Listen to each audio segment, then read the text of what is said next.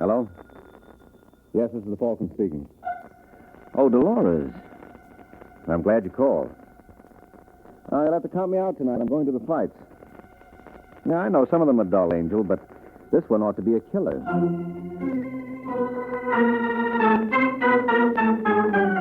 The Adventures of the Falcon, starring Les Damon.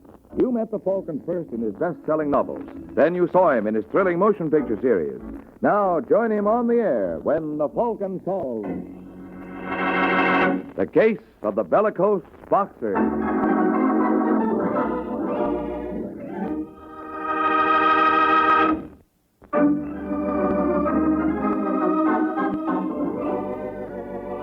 And now, the case of the Bellicose boxer. It is early afternoon in New York. In the Stamford's gymnasium, the young man whom experts hail as the slickest thing to hit the ring since Benny Leonard dances around in the shower. His name is Freddie Lane. He looks as commanding as a Greek god. And Freddie has a manner to match. How about a towel, Steve? What? What'd you say, Freddie? What's the matter, you deaf? Let me have a towel. Oh, yeah, sure. Here. What'd you do with my robe? Come on, Steve. Get with it. Oh, I'm sorry, Freddie. I guess I was thinking of something. Oh, that's a novelty. Hand me my robe, huh? Yeah, sure, kid. Yeah? All right, what's eating you? Well, I don't like to annoy you with details. Go ahead. You know a manager isn't supposed to keep any secrets from his fighters. Yes, that's just it, Freddie. As of 12 o'clock tonight, I'm no longer your manager. That's right. Your contract expires then, don't it? Yeah, you forgot to sign the new one. No, I didn't forget, Steve. Oh, what'd you do with my copy? I tore it up. I don't get you, Freddie. I guess that proves you're not as smart as you're supposed to be. Well, let me get this straight. I don't know why you're having so much trouble, Steve. It's simple. I'm packing you in. You don't know what you're saying. Why, when I found All right, you, don't give me that tired routine about all you did for me. You got paid for that and paid plenty. From here on, little Freddie don't split with anybody. Well, listen, Freddie. Sorry, pal. I haven't time. I got no... Come in. Hello, boys. What are you doing here, Vincent? Keep your shirt on, Steve. I just want to talk to you, boy. You're making a mistake, Mr. Vincent. Am I? Yeah. I'm not his boy. Oh, really? Oh, really? As of 12 o'clock tonight. Then if I want to discuss business, who do I talk to? Me? All right, Steve. Would you mind giving us a little privacy? I'm staying here. Buzz. You want me, Mr. Vincent? Yeah, would you take this gentleman for a little stroll? I think some fresh air would do him good. Okay, Steve, you heard him. Let go of me. Come on, friend. Unless you want that fresh air to go right through you. All right, Freddie. I'll be seeing you. Don't bother, Steve. It won't do you any good. Okay, Mr. Vincent. What's on your mind? You are, Freddie. Night and day. Well, that's very flattering. What do I owe it to? Your coming fight with the champ. Oh, that? Yeah, that. How do you think you'll do against him? What's your guess? Oh, I think if you wanted to, you could take Kenny. You're not kidding. I said, if you wanted to. Well, why shouldn't I? I think the crown would look real good on me. I think $100,000 would look even better. Oh, meaning you want me to take a dive? Meaning just that. You know, Mr. Vincent, I like a guy who don't beat around the bush. When do I get the dough? Right after the fight. Oh, no. I don't do business that way. When would you want it? Tonight. Okay, Freddie, you got yourself a deal. I'll have Buzz bring it over to your apartment. Fair enough. I guess that does it. Take care of yourself, kid. Mm-hmm. Keep punching. You too, Freddie. Just be careful where and when.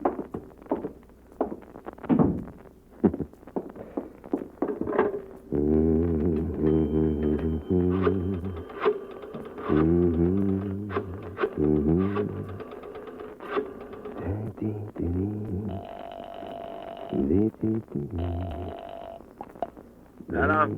Let me talk to Ace Richards, please. Speaking. Oh, hello, Ace. This is Freddie Lane. Oh, hi, Freddie. What's up?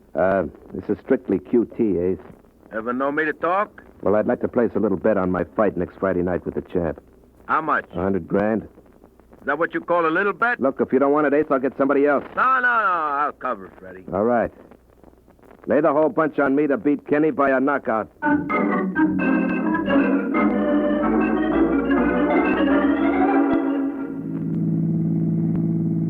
don't like this business, Freddie. I don't like it one bit. All right, now what's the matter, Ruth? Steve Douglas did a lot for you. You can't toss him over like that. You need him. I need Steve like I need a hole in my head. He should have seen his face when I told him we were through. I thought the guy was going to drop dead. That's not funny. Can't expect you to see the joke, Ruth. After all, you're both in the same boat. What's that supposed to mean? Here's where you get off, baby. What? Oh, I didn't realize this was my house. No, you had it right the first time, Ruthie. We're through. Oh, please, Freddie. I'm in no mood for any more of your clowning tonight. Now, what's the matter with all you people anyway? A fella tells you something right away, you think he's kidding. But you can't be serious. Go on, get. Now, darling, listen to me. Are you going to walk or do I have to toss you out? Now, beat it. All right, Freddie. Now, don't get so familiar. Next time we meet, remember, it's Mr. Lane.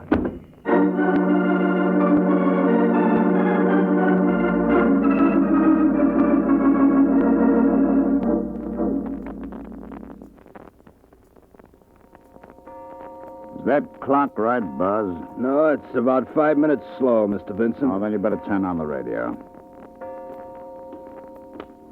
If you don't mind my asking, how much dough is your syndicate laying on this match?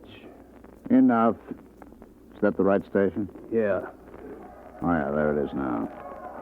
And in just a moment, we will bring you this blow-by-blow account of the first championship fight held in New York in 2 years. It's a 15-round match between Dan Kenny and the challenger, Freddie Lane. They're in the center of the ring now, getting their final instructions from the referee. Both boys look in great shape. Now, they've just gone back to their corners, and there's the bell for the first round. Both fighters come out of their corners swinging. The champ feints with the left and then tries another left, which catches Freddie going away. Why don't they cut out Now the acting and get down to flicks out a right, business? but Freddie dances back. Lane must feel that there's plenty of time to show what... What am I saying? Freddie just brought up a roundhouse that caught Kenny right on the jaw. Boss, shut up. And now Lane throws a right and a left and still another left. Oh, that one hurt. The champ staggers and Freddie moves in for the kill. Hold on, you jerk. Kenny is trying to clinch now, but Lane won't let him. Freddie brings up a right from the basement. And Kenny is down. He's badly hurt. The referee is bending over him. Just listen to that crowd. Get up, Kenny. Come on, you bum. 5, 6, 7, 8, 9, and it's all over, folks. There's a new champion in New York tonight. Turn it off. And his name is... Well, what do you think, Buzz? Gee, Mr. Vincent, what can I say? You're sure you gave that $100,000 to Freddie Lane? May I drop dead if I didn't. Okay, Buzz, that's all I wanted to know. I can take it from here.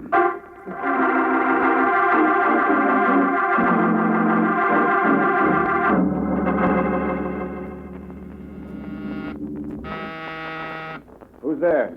All right, Mike, open up. Who is it? Open up and find out. Oh, Steve Douglas. Surprised you, didn't I? In no small way. Yeah, considering you're the one and only Falcon, that's no easy trick. Am I disturbing you? No. Nothing I like better than entertaining company at 3 in the morning. It won't take much of your time. Can you get me a gun?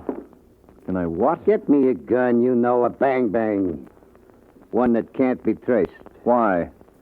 I got a little exterminating job I want to do. You're drunk. Sure I am.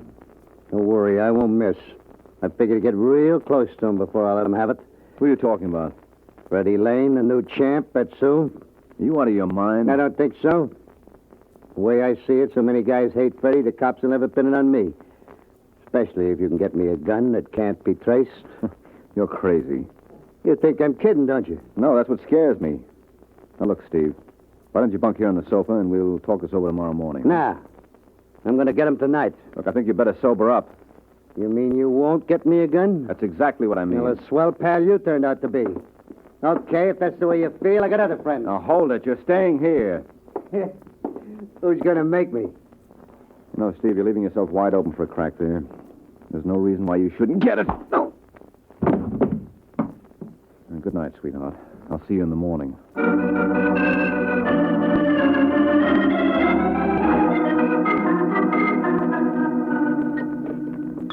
Come on, baby. Drink up. Plenty more where this came from. You realize you're talking to the new champ? Oh, I think you're wonderful, Mr. Lane. Call me Freddie, baby. All right, Freddie. But hadn't we better get back to the party? Ah, what's a rush? Told him I had to go up to my room to get my bags packed. Well, there they are. Oh, sugar, you ain't gonna wait. Yeah, I'm grabbing a 12 o'clock plane for Seattle. How'd you like to go with me, eh? Well, I don't know. Well, you better make up your mind fast, baby. We got 15 minutes to make the airport. That must be the boy I've been waiting for. All right, just a second. I'm coming. Well, if it is...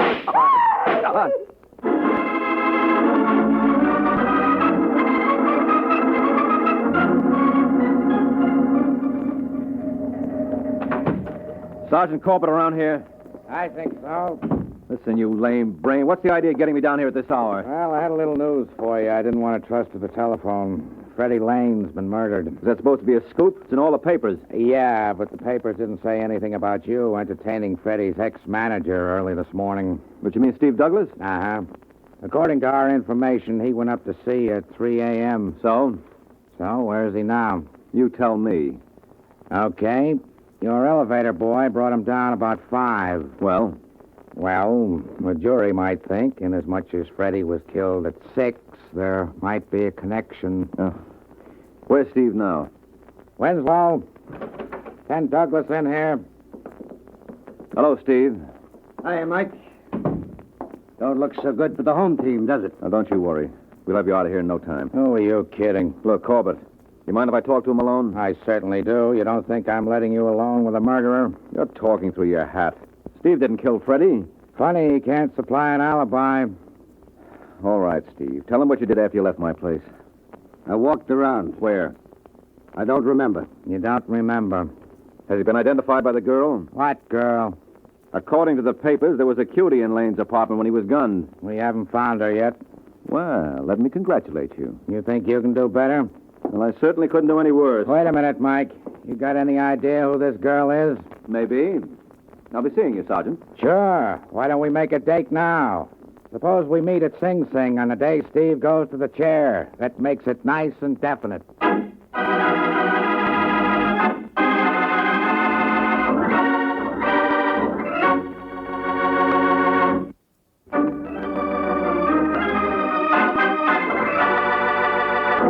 Now, back to the adventures of the Falcon. A half hour has passed since Mike had his little talk with Sergeant Corbett.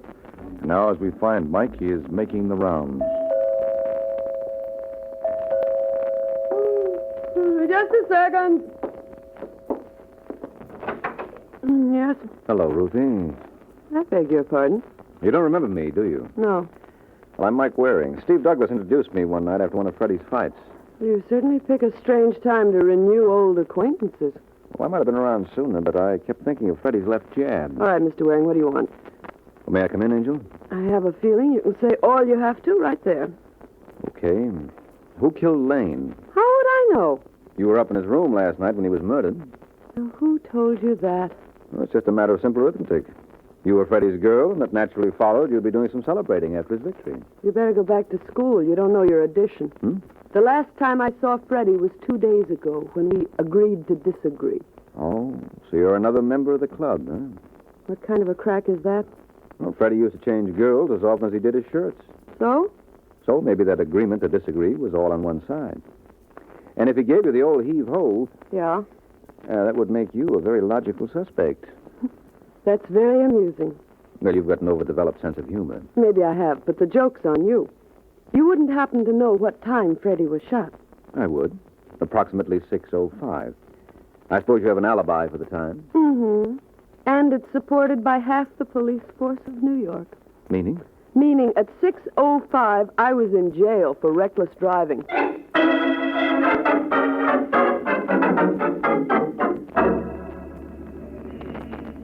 There's Ace now, Mr. Vincent. Where, Buzz? Getting out of that cab. All right. When'll it pulls away? Now, give him a chance to open his door. Okay, let's go. Hello, Ace. What the... It's all right. It's only your best customer. Mind if we come in? Well, it's awful late, Vincent. And the longer you argue, the later it gets. Shut the door, Buzzer. What's this all about? I just want a little information. Mike Waring been around to see you yet? Waring? No, why should he? He's working for Steve Douglas. He'll probably ask you the names of some of the big losers on the fight last night. So? So, when he does, Ace, I'd like you to forget all about the bundle I dropped. Okay, Vincent. Mom's the word. Not that I don't trust you, Ace, but, where do you keep your records? I tell you, I won't say a word. Well, sure, but Waring's awfully persuasive, and you might spill without meaning it. But, of course, if your records were destroyed, no matter what you told him, there wouldn't be any evidence. Where are they? Wouldn't you like to know?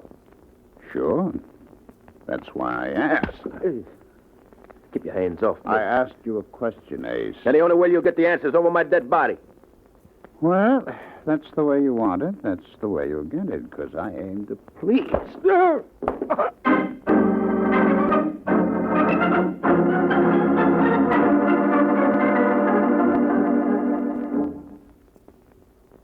Take it easy, Ace. You want some more water? Please. Here you are. You better let me call a doctor. No. I'll be all right, Mike. You feel up to telling me the rest of it? That's all I know. After Vincent got tired of bouncing me around, he turned me over to Buzz. Cute kid, that Buzz. So you told them where your books were? Yeah, Then what happened? that's all I remember. They must have passed out. When I came through, they were gone. I called you. Wish you were able to do it sooner. How much did Vincent lose on the fight? 20 grand. Is that all? I heard he spread it around. Bet around $250,000 in Las Vegas. Well, that still doesn't give Vincent a motive to kill Freddie. Don't it? No, if a gambler ever tried to knock off all the people he lost dough on, the cemeteries would be loaded. The thing I don't understand is Vincent's bad judgment. What do you mean? Well, Freddie figured to take Kenny just the way he did. Doesn't add up for the smart money to be bet the other way. Unless Vincent thought Freddie was going to take a dive. Why should Freddie do that? He had a big bet with me that he'd take Kenny. How big? 100 grand. Oh, then that proves it. Where would Freddie get that kind of dough? He didn't hit the big time until 4 months ago. And you think... I think Sergeant Corbett might very profitably have a little talk with Georgie Vincent.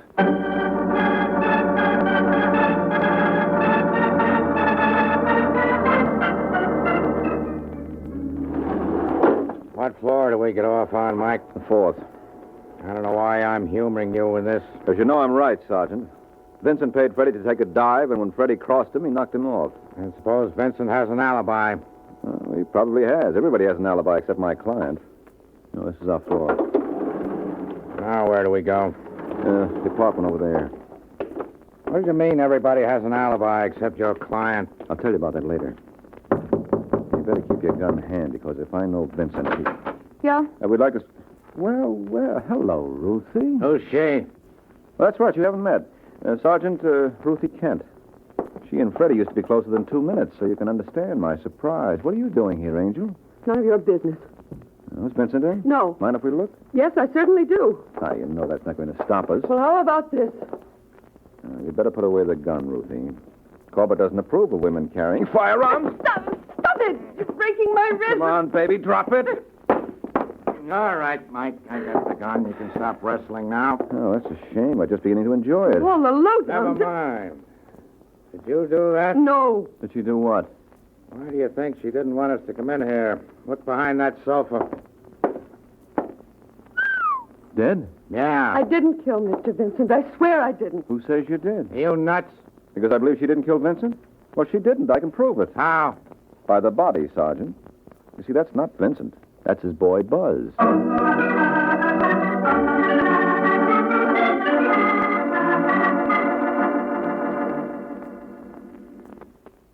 right, Miss Kent, what have you got to say for yourself?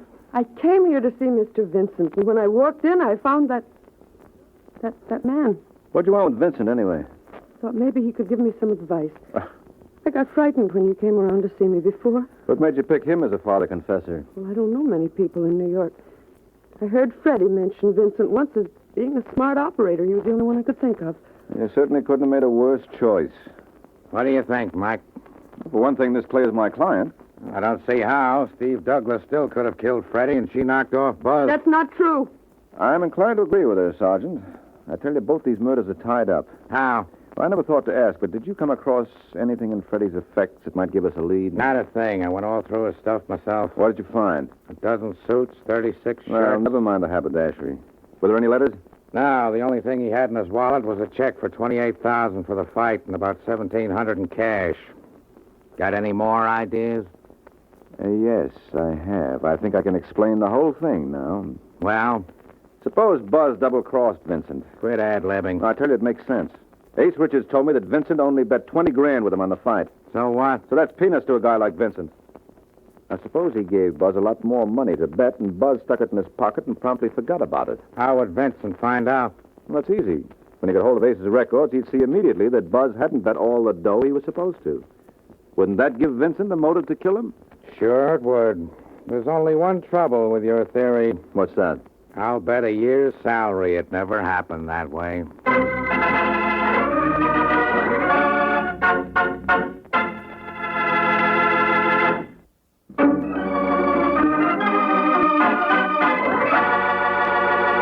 Now, back to the adventures of the Falcon. 15 minutes have passed since Mike Waring advanced his theory on the murder of Freddie Lane. And now at Ace Richards' apartment, Mike and Ace are receiving the results of Mike's effort to confirm it. All right, pal. Thanks a lot. Well, it was a bad guess, Mike.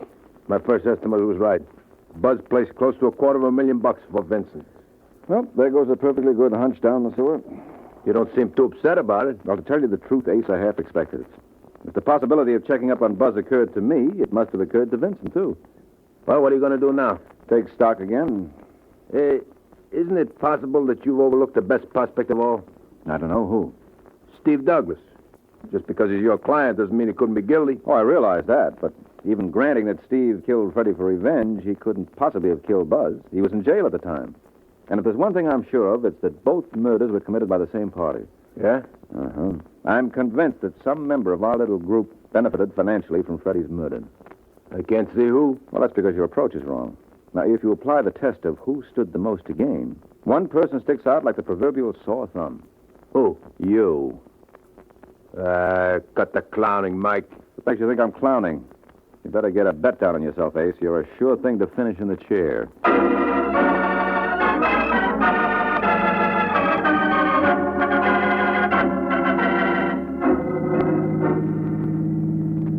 I can't tell you how grateful I am, Mike. Oh, forget it, Ruth.